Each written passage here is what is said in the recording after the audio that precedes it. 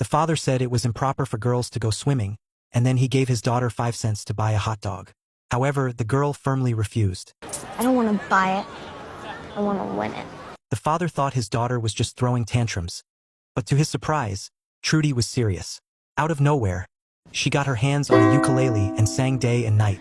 Every morning, every evening. She sang at home in her father's butcher shop, and soon the neighbors started complaining. Even her sister and brother couldn't take it anymore. But Trudy showed no signs of stopping. By midnight, the father's patience had finally reached its limit. Trudy! Much money, oh, but honey. In front of his stubborn daughter, the father had no choice but to surrender. And so, the girl could finally run toward the sea she had always dreamed of. Her name was Trudy Ederle. In 1926, she became the first woman to swim across the English Channel. This ambition stemmed from a childhood memory when she witnessed a ship caught fire in New York Harbor, where nearly 1,000 women lost their lives in the flames. At that time, the burning ship was only about 10 meters from the shore. I don't understand. Why did they stay on the boat? They can swim. It was this incident that made Trudy's mother determined to have her daughters learn how to swim. As a result, Trudy and her sister Meg became some of the few girls who could swim in their era. However, their swimming style was still the most basic dog paddle. At that time, breaststroke was the only recognized swimming style, and they could only catch glimpses of it during men's competitions. One day, while watching a race, Trudy casually said to her sister, Meg, you should join the next race. They don't look that fast. The referee on the sidelines scoffed. I've seen her dog paddle. Maybe she could race a German Shepherd. Little did they know, their mother overheard their conversation. That evening, she announced at the dinner table that she wanted her daughters to join the swim team for girls. However, when their father heard this, he burst into laughter. For girls, there's no such thing. The mother didn't argue. Of course, there was a women's swim team, and it was located in a place the men would never expect, the boiler room. There, the sisters encountered a completely new swimming style, what we now know as freestyle. The mother expressed her desire to meet the man in charge here, and a female coach by the pool replied with a smile. You know, most men believe that women who exercise will harm themselves, that we're too weak to run, swim, compete, but our hearts will explode. And yet in nature, it's the lioness who hunts, while the lions sit around on their big asses. It turned out there was no man in charge here. The boss was the female coach.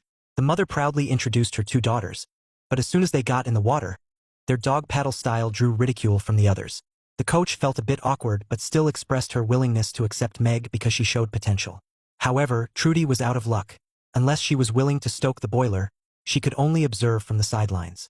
As time passed, Meg quickly began to shine in the swim team and became the coach's favorite student. Trudy, on the other hand, had to stoke the boiler while watching and learning. She often went to the sea to practice secretly but still struggled to grasp the technique, leading to mockery from other girls. But Trudy never fought back, until one day, even the coach couldn't stand it any longer. Go home, Trudy. The other girls laugh at you. Why don't you fight back? You won't let me in the pool. Trudy understood that respect had to be earned through actions, not through quick words. The coach was finally moved by her determination and announced a new rule on the spot. Every day you'll race each other.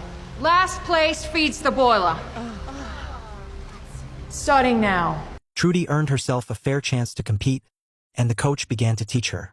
At first, her swimming rhythm was off, so the coach would stand on the side, singing loudly and using a spatula to count the beats for her. However, each time she raced, she still finished last and continued to stoke the boiler, losing countless times. Finally, one day, she no longer came in last. Ruth, feed the boiler. Soon after, the Australian women's swim team came to compete against them. Meg was the star of the American team, while Trudy was just there to make up the numbers. Perhaps due to nerves, when the gun went off, her feet slipped, and while everyone else leaped into the water, she fell in. Lacking the powerful dive, she instantly fell behind the other competitors by nearly half a pool's length. But no one was paying attention to her. Everyone's eyes were on Meg, and the crowd was nervously cheering her on. Except for their mother, no one noticed that the girl who had always come in last was quietly catching up. By the time they realized it, Trudy had already moved up from last place to third. Soon, Trudy even surpassed her sister and was closing in on the leading Australian competitor. Who would have thought that a substitute initially underestimated would go on to win the championship despite a rough start? From that moment on, Trudy's performance in various competitions was better and better. She went from being the best in the city to the best in the state, and then to the best in the country, getting so many trophies that they couldn't fit in the cabinet.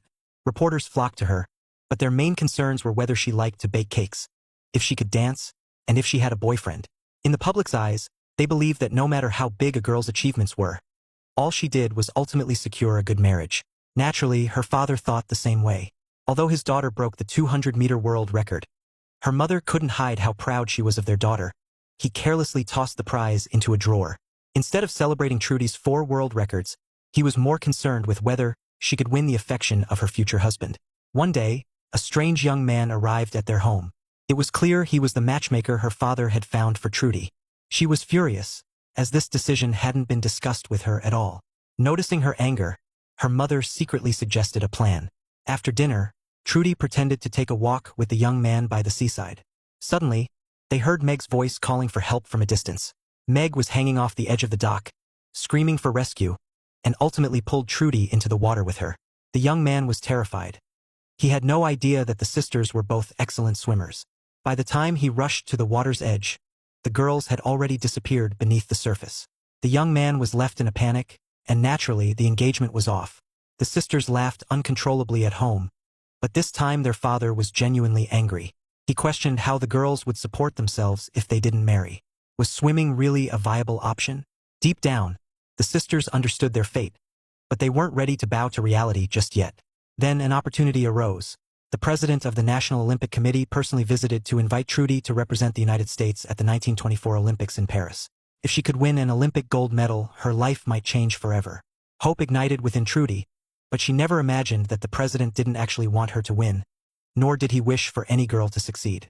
He brought in an even more rigid male coach, not for training but to monitor and control them.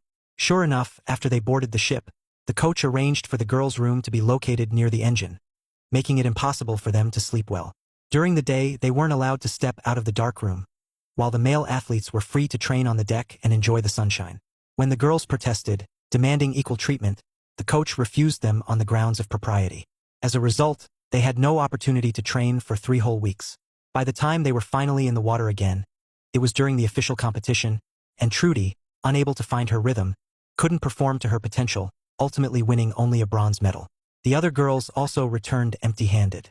Back in New York, the boys who had brought glory to the country enjoyed the cheers of the crowd, while the girls could only quietly disembark from the ship. No one knew about the unfair treatment they had endured, nor did anyone realize that they had once had the chance to stand on the winner's podium. The president and the coach's conspiracy succeeded. Due to this, the national women's swimming team lost its funding and had to disband. When Trudy returned home alone, she discovered that her father had packed away all her trophies. She understood his intention, to make her forget swimming and return to an ordinary life. At that moment, her brother delivered more bad news. Meg was getting married. Trudy was taken aback. She knew Meg had been in love for a long time, but their father had always disapproved because her sister's boyfriend came from a prominent family, far beyond the reach of a butcher's daughter. You think a boy named Anderson will marry you? The daughter of a German butcher? As expected, the person her sister was marrying in a few days was not the one she had loved for a long time, but rather another butcher whom she had never even met. Do you think people around here care if you win or lose? 2 girls from the butcher shop? We can't win. People, they don't want us to be heroes. They don't want us to be anything. I'm sorry, Trudy. I tried. My hero was you. In the end, Meg compromised, and Trudy found herself in Lost. Swimming had once made them shine, allowing them to glimpse a glimmer of hope to break free from their fate. It made them believe that girls could have status and respect without making marriage their top priority. But in the end, she realized that after striving for half her life, nothing had changed.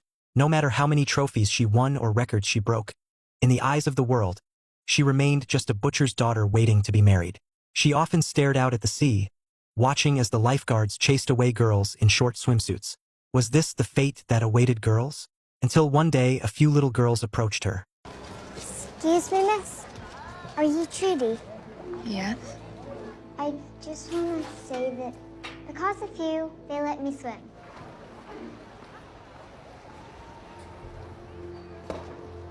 Are you fast? Sure did. One day, I want to be just like you. At that moment, Trudy was touched. Her efforts were not in vain. A flame reignited within her. This time, she had a goal that was even greater than the Olympics. On the day of Meg's wedding, she left behind the guests and went to the dock to join her sister, who was gazing out at the sea alone. How far is it from France to England? You don't know your onions. I know you've thought about it. With her sister's encouragement, Trudy went to find her former coach. At first, the coach was somewhat hesitant. If Trudy failed in her challenge or got injured during it, it would provide the president and his cronies with the perfect excuse. They'll use that failure to shut us down, to kick every girl out of my pool. And what if I make it? What then? Then they got a serious problem. They went together to ask the president of the Olympic Committee for funding for the challenge.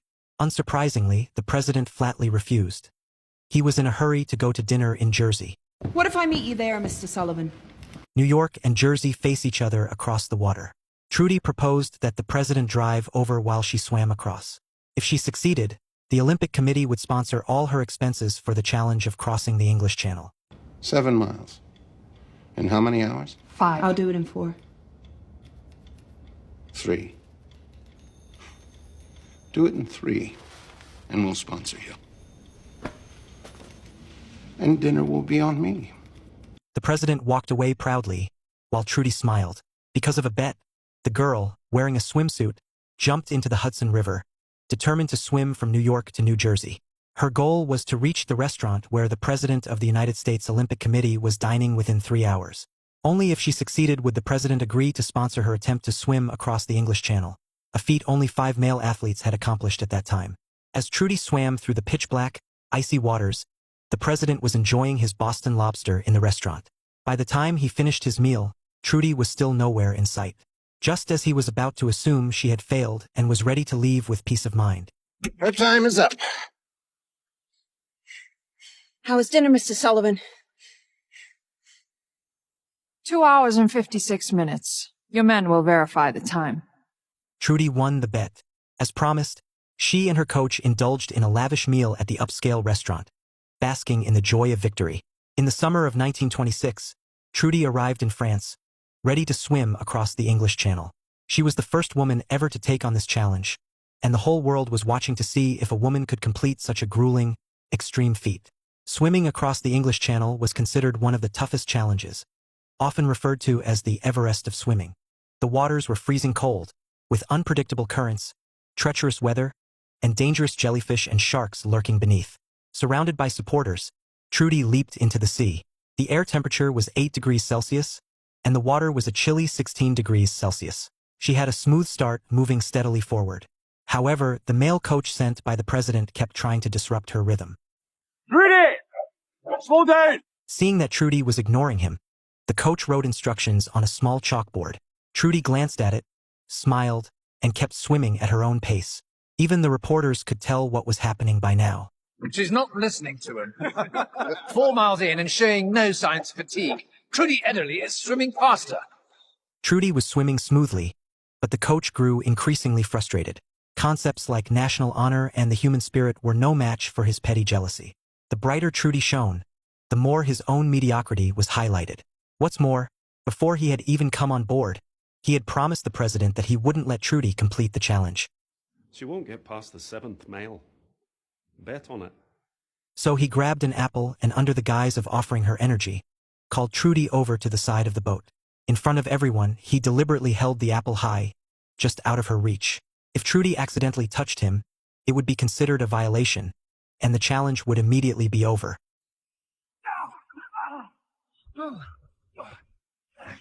He almost touched her. He almost touched her. The coach didn't manage to sabotage Trudy's challenge. Instead, he ended up feeling dizzy himself. He rushed back to the cabin to take motion sickness pills, and suddenly realized they had a drowsiness-inducing ingredient. 10 minutes later, he raised the chalkboard again, signaling Trudy to hydrate. Unsuspecting, Trudy drank the tea he had prepared. Less than 20 minutes later, she began to feel the world spinning around her. She fought through the nausea, determined to keep swimming, but her body wouldn't cooperate. Eventually, she lost consciousness in the water. The reporters on the boat began murmuring, and the image of Trudy collapsing in the water spread around the world, reaching even her hometown, where people had anxiously been awaiting news of her progress. The president knew very well that it must have been the coach who did something, but he didn't care because their goal had been achieved. Now, the whole world believed that Trudy, as a leading female athlete, couldn't match men in terms of strength and endurance. But courage alone was not enough to tame those waters. Only 5 men have succeeded to date. The English Channel was too great a force for any woman. Mother had thought that her daughter's journey to chase her dreams had come to an end. She never expected that at this very moment, the father would undergo a complete transformation. His daughter's bravery in confronting the sea and battling the world's prejudices became his greatest pride in life. He had no reason to let her fight alone any longer. When Trudy awoke, she was pleasantly surprised to find that her father had come to France to pick her up. Not only was her father there, but her sister Meg had also come. They had planned to take a ship home together the next day, but they were stopped by a strangely dressed man. This man was the second person in history to successfully swim across the English Channel, but he had been ostracized by mainstream society for his unconventional ways. While the coach's tricks fooled others, they didn't fool him. You were swimming 2 knots against every chop, and then suddenly, you were drowning. So what happened? Trudy finally remembered that ever since she drank the coach's tea, she had started to feel unwell. The thought of the motion sickness pills he always carried with him made everything clear. Her sister Meg suggested immediately going to the media to expose the coach's vile actions. But Burgess knew all too well that no one would believe a girl who was ambitious but had failed, unless she could successfully swim to the other side of the channel to prove herself. Burgess volunteered to be her guide, offering Trudy the chance to swim again. That was exactly what Trudy wanted now. And then, Trudy pretended to comply and boarded the ship, leaving France under the president's arrangement. However, as soon as she entered the cabin, she opened the porthole and jumped onto the boat that Meg and her father had prepared for her. Later, Trudy hid in Burgess's cabin. With a storm approaching, she had to initiate her second challenge within 3 days. Before departing, Trudy made Burgess promise that he would not pull her out of the water under any circumstances. We go to England or die trying. If a person disregards life and death, it is surely for a belief that transcends them. Just before they set off, the president finally realized that Trudy had never boarded the ship, but it was too late to stop her. On August 6, 1926, just a short half-month after her first attempt, Trudy stood once again before the sea. Her body was coated in animal fat for insulation, and she wore the short swimsuit that her sister had sewn for her. While people might try to erase her accomplishments, the sea would not forget her efforts. Just before Trudy entered the water, a crowd of reporters arrived, and she left them behind as she plunged into the ocean. The media erupted in excitement. News of her challenge spread back to America, where her mother, busy cooking in the kitchen, suddenly heard the entire street tuned in to updates about her daughter's second attempt. This time, Trudy was swimming smoothly, accompanied by those who hoped for her success. Her father, sister, Burgess, and a small boat of supportive reporters. However, swimming across the English Channel was no easy feat. Although its narrowest point was only 21 miles, it was impossible to swim in a straight line due to the shifting currents, making the actual distance closer to 50 miles. A few hours into the journey, Trudy encountered her first unprecedented challenge, a massive swarm of red jellyfish. Being stung would be agonizing, but there was no option other than to swim through them. Taking a deep breath, Trudy summoned her courage and charged into the jellyfish swarm. The people on the boat worried for her, but she showed no signs of backing down. Finally, she swam past the terrifying patch of water. After a brief rest, Trudy set off again in the direction of England.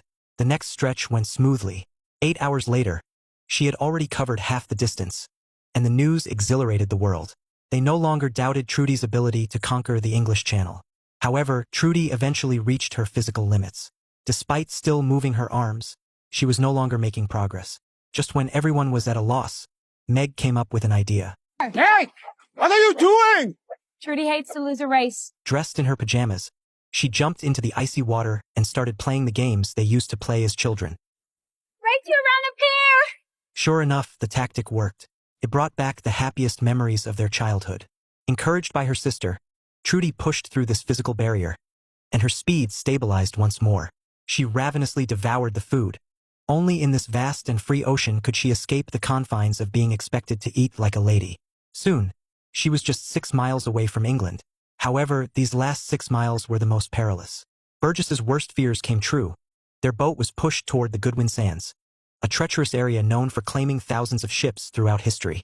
The pilot boat guiding Trudy couldn't proceed any further. With just 5 miles left to the English coast, Trudy faced a daunting choice. If she continued, she would have to swim through the darkness alone. Her father immediately declined the idea of letting her continue. It was almost dark. How could she find her way in complete darkness? He shouted at Burgess to pull Trudy out of the water, but Burgess remained committed to his promise. Trudy, we can't follow you through the shallows. Without us, you will be lost. Get out now. The swim is over. It's not over. I love you. At that moment, her father finally understood that while her life was a gift from him, the decisions about that life were entirely hers. Watching her figure recede into the ocean, the only thing he could do was pray. Trudy glanced back one last time at the guiding boat that could protect her, then resolutely swam into the vast sea. Once, she had swum across the night waters to the shore 7 miles away, but this time, she had made a mistake. The New Jersey shore was lined with brightly lit restaurants, while here, the coastline was just a barren cliff. As the sunlight faded, she found herself surrounded by nothing but cold seawater and endless darkness. There was no moonlight, no starlight. She had completely lost her sense of direction. As news of Trudy's disappearance spread around the world, everyone prayed for her. Just as she was about to lose hope, a faint light suddenly appeared behind her. It turned out that the British had heard the broadcast and gathered along the coast to light signals. 5 miles away, tears streamed down Trudy's face as the strength deep within her was finally awakened, driving her to swim toward that light. At 9:04 p.m., a bright red swim cap emerged from the water. The first person to spot her was Burgess, followed closely by her sister and father, who were overjoyed to see her. The dark ocean surface shimmered with golden light, as if welcoming this hero. As she got closer to the finish line, Trudy swam faster, her arms moving in powerful strokes. Finally, her hands touched the shore. The crowd that had been waiting erupted into cheers. Exhausted, Trudy could only stagger forward. When she finally left the water, Meg embraced her tightly. She had done it, Trudy Ederle, the first woman in history to swim across the English Channel. Despite a brief moment of disorientation in the water, she completed the swim in 14 hours and 34 minutes, breaking the world record for crossing the English Channel, finishing nearly 2 hours faster than the previous men's record. Upon returning to America, she received the warmest welcome ever from the public. She pulled her true coach onto the parade float, acknowledging that without her initial guidance, she would not have achieved her success. New York City erupted in celebration, with over 2 million people taking to the streets to honor this hero. And this was not a cinematic exaggeration, but a genuine historical moment. Such a grand celebration for an athlete had never before occurred in New York's history. Not long after her challenge, Trudy lost her hearing. She remained unmarried for life, dedicating herself to teaching swimming to deaf children. She passed away in 2003 at the age of 98. And with this, the movie comes to an end. This film is called The Young Woman and the Sea. It is a clear homage to Hemingway's classic The Old Man and the Sea. Now, 100 years later, the gender ratio of Olympic athletes is nearly equal. Looking back, do not forget the name Trudy Ederle. Her extraordinary achievement a century ago fundamentally changed the status of female athletes in sports and altered society's perception of women's capabilities. Feel free to share your thoughts on this film in the comments section. See you in the next movie.